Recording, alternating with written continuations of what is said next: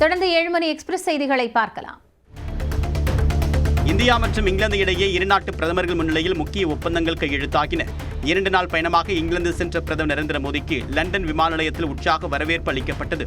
இங்கிலாந்து பிரதமர் கெய்ர் ஸ்டார்மரை சந்தித்த பிரதமர் நரேந்திர மோடி இருநாட்டு உறவுகள் குறித்து பேச்சுவார்த்தை நடத்தினார். பிறகு தடையற்ற வர்த்தகம் உள்ளிட்ட முக்கிய ஒப்பந்தங்கள் கையெழுத்தாகின.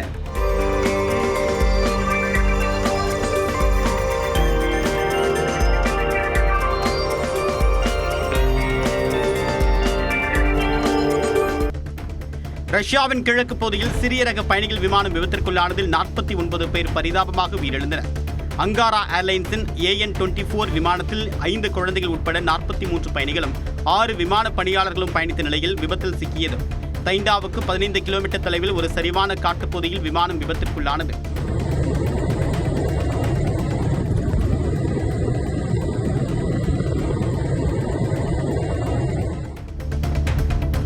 இதய துடிப்பில் ஏற்பட்ட சில மாறுபாடுகள் காரணமாகவே முதலமைச்சர் மு.க. ஸ்டாலினுக்கு தலை சுற்றல் ஏற்பட்டதாக அப்பல்லோ மருத்துவமனை விளக்கம் அளித்துள்ளது. முதலமைச்சருக்கான உடல்நல பாதிப்பை சரி செய்வதற்கான சிகிச்சை அளிக்கப்பட்டதாகவும் கூறப்பட்டுள்ளது.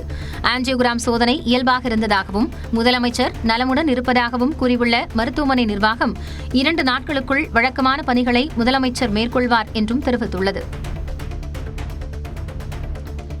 அதிமுக மீண்டும் ஆட்சிக்கு வந்தால் மீனவர்களுக்கான மீன்பிடி தடைக்கால நிவாரணத் தொகை உயர்த்தி வழங்கப்படும் என எதிர்க்கட்சித் தலைவர் எடப்பாடி பழனிசாமி தெரிவித்துள்ளார்.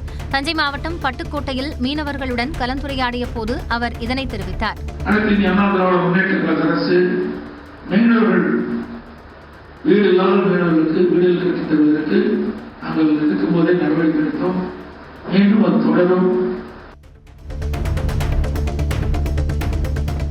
விழுப்புரம் மாவட்டம் தைலாபுரத்தில் மட்டுமே பாமக தலைமை அலுவலகமாக செயல்படும் என அக்கட்சியின் நிறுவனர் ராமதாஸ் தெரிவித்துள்ளார். சென்னை உள்ளிட்ட வேறு எங்கும் பாமக அலுவலகம் செயல்படுவது சட்டவிரோதம் என்றும் தெரிவித்துள்ளார். வேறு எங்கும் யாரும் எந்த விதமான தலைமை அலுவலகத்தையும் சென்னையிலோ வேறு எந்த ஊரிலோ வைத்திருக்க கூடாது. வைத்திருந்தால் அது சட்டத்திற்கு புறம்பானது என்பதை தெரிந்து கொள்ள வேண்டும் என்று தெரியப்படுத்தப்படுகிறது.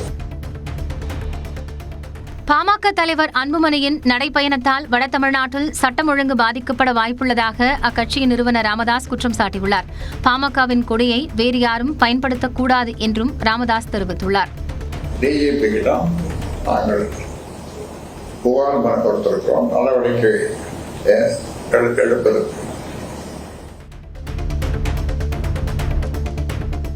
காஞ்சிபுரம் அருகே குன்றத்தூரில் 2 குழந்தைகளுக்கு விஷம் கொடுத்து கொலை செய்த வழக்கில் தாய் மற்றும் அபிராமி அவருடைய காதலருக்கு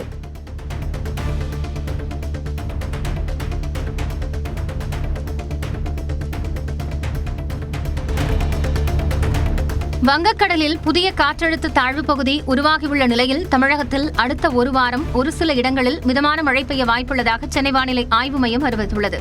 காற்றழுத்த தாழ்வு பகுதி ஆழ்ந்த காற்றழுத்த தாழ்வு பகுதியாக வலுப்பெற்று ஒடிஷா கடலோர பகுதிகளை நோக்கி நகரக்கூடும் என்று தெரிவிக்கப்பட்டுள்ளது. சென்னையில் வெள்ளிக்கிழமை ஒரு சில பகுதிகளில் லேசான மழை பெய்ய வாய்ப்புள்ளதாகவும் அறிவிக்கப்பட்டுள்ளது. சென்னையில் ஆபரண தங்கத்தின் விலை சவரனுக்கு 1000 ரூபாய் குறைந்து ஒரு சவரன் 74,040 ரூபாய்க்கு விற்கப்படுகிறது. தங்கத்தின் விலை புதன்கிழமை 75,000 ரூபாயை கடந்து புதிய உச்சத்தை தொட்டிருந்தது. இந்நிலையில் கிராம் 125 ரூபாய் விலை குறைந்து 9,255 ரூபாய்க்கு தற்போது விற்கப்படுகிறது. அதேபோன்று சென்னையில் வெள்ளி விலையும் கிராமுக்கு 1 ரூபாய் குறைந்து 128 ரூபாய்க்கு விற்பனையாகிறது. காஞ்சிபுரம் அருகே குன்றத்தூரில் 2 குழந்தைகளுக்கு விஷம் கொடுத்து கொலை செய்த வழக்கில் தாய் அபிராமி மற்றும் அவரது காதலருக்கு சாகும் வரை சிறை தண்டனை விதிக்கப்பட்டுள்ளது. கடந்த 2018ஆம் ஆண்டு அபிராமி அதே பகுதியில் பிரியாணி கடையில் பணியாற்றிய மீனாட்சி சுந்தரத்துடன் திருமணத்தை மீறிய உறவு வைத்திருந்ததாக கூறப்படுகிறது. இதற்கு இடையூறாக இருந்த தனது 2 குழந்தைகளையும் அபிராமி பாலில் விஷம் கலந்து கொடுத்து கொலை செய்தார். தமிழ்நாட்டையே உலுக்கிய இந்த வழக்கில் அபிராமி மற்றும் மீனாட்சி சுந்தரம் நாகர்கோவிலில் கைது செய்யப்பட்டனர். வழக்கை விசாரித்த காஞ்சிபுரம் மாவட்ட மகிழா நீதிமன்ற நீதிபதி செம்மல் இருவருக்கும் சாகும் வரை சிறை தண்டனை விதித்து தீர்ப்பளித்தார்.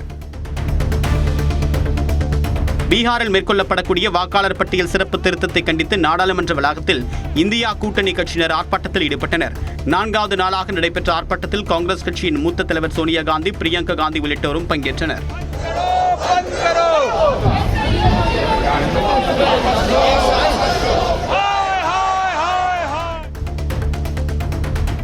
அடுத்த குடியரசு துணைத் தலைவர் வேட்பாளர் பாஜகவிலிருந்தே தேர்வு செய்யப்பட உள்ளதாக தகவல் வெளியாகியுள்ளது. இப்பதவிக்கு பாஜகவினர் மட்டுமல்லாமல் பீகார் முதலமைச்சர் நிதிஷ்குமார், தெலுங்கு தேச கட்சியினர் மற்றும் காங்கிரஸ் எம்பி சசி தரூர் உள்ளிட்டோரின் பெயர்களும் அடிபட்டு வந்த நிலையில் இந்த புதிய தகவல் வெளியாகியுள்ளது.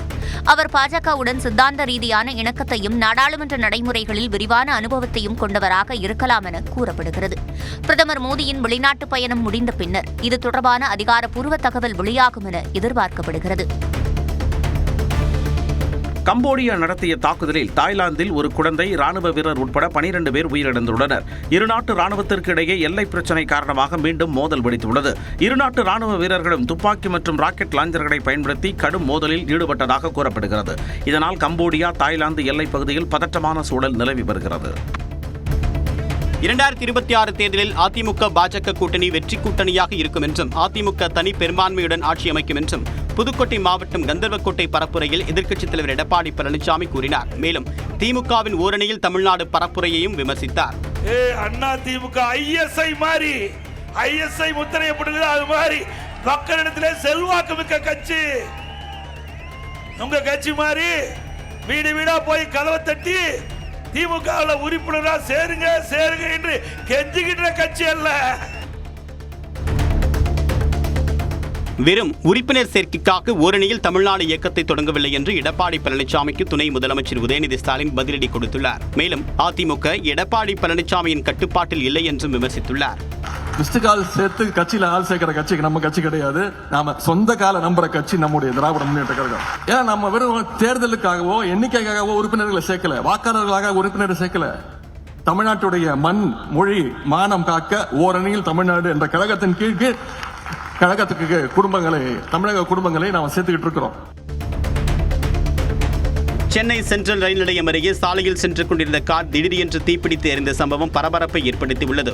தகவல் அறிந்து சம்பவ இடத்திற்கு வந்த தீயணைப்பு வீரர்கள் தீயை அணைத்தனர்.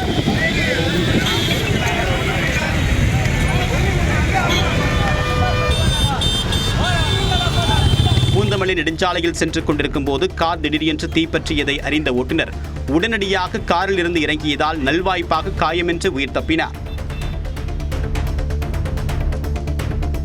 மணப்புரம் காவலாளி அஜித்குமார் கொலை வழக்கு தொடர்பாக நகை திருடு போனதாக புகார் அளித்த நிக்கிதாவிடம் சிபிஐ அதிகாரிகள் 3 மணி நேரம் விசாரணை நடத்தினர்.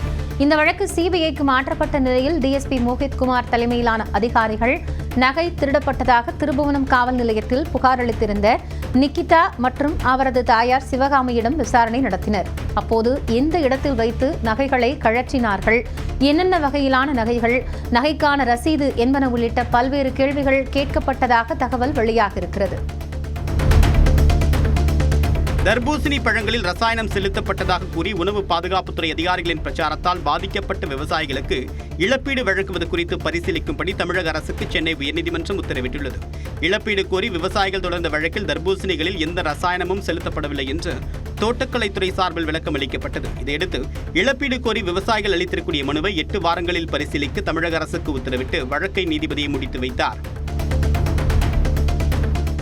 தருமபுரி மாவட்டத்தில் தக்காளி விலை 2 நாட்களில் 15 ரூபாய் உயர்ந்திருப்பது விவசாயிகளிடையே மகிழ்ச்சியை ஏற்படுத்தியுள்ளது. ஆந்திரா, கர்நாடகாவில் இருந்து அதிக அளவிலான தக்காளி வந்ததால் விலை குறைந்து கடந்த சில நாட்களுக்கு முன்பு கிலோ 10 ரூபாய்க்கு விற்பனை செய்யப்பட்டது. இந்நிலையில் வரத்து குறைந்ததால் 3 நாட்களுக்கு முன்பு 1 கிலோ 22 ரூபாயாக இருந்த தக்காளி விலை வியாழனன்று 33 ரூபாயாக அதிகரித்தது. இந்நிலையில் தற்போது உழவர் சந்தையில் கிலோ 36 ரூபாய்க்கும், வெளிச்சந்தையில் 40 முதல் 45 ரூபாய்க்கும் தக்காளி விற்பனை செய்யப்படுகிறது. திருவண்ணாமலை அருகே கிணற்றில் கார் கவிழ்ந்து விபத்திற்குள்ளானது. கிளியாப்பட்டு கிராமத்தைச் சேர்ந்த கோபால் என்பவர் தனது காரில் வள்ளிவாகை முருகன் கோயிலுக்கு சென்றுவிட்டு வீடு திரும்பிக் கொண்டிருந்தார். அப்போது வன்னியர் நகர் என்ற இடத்தில் கட்டுப்பாட்டை இழந்த கார் சாலை ஓர திறந்தவெளி கிணற்றில் விழுந்துள்ளது. கோபாலின் அலறல் சத்தம் கேட்டு கிணற்றில் இருந்தவரை கிராம மக்கள் கயிறு கட்டி பாதுகாப்புடன் மீட்டனர். ஒடிசாவில் வெள்ளத்தை பொருட்படுத்தாமல் நீருக்குள் பயணித்த டிராக்டர் கவிழ்ந்து விபத்திற்குள்ளானது. கனமழையால் பௌத் மாவட்டத்தில் கடும் வெள்ளம் ஏற்பட்டது. அப்போது 2 பேருடன் சென்ற டிராக்டர் கவிழ்ந்த நிலையில் நூலிழையில் இருவரும் உயிர் தப்பினர்.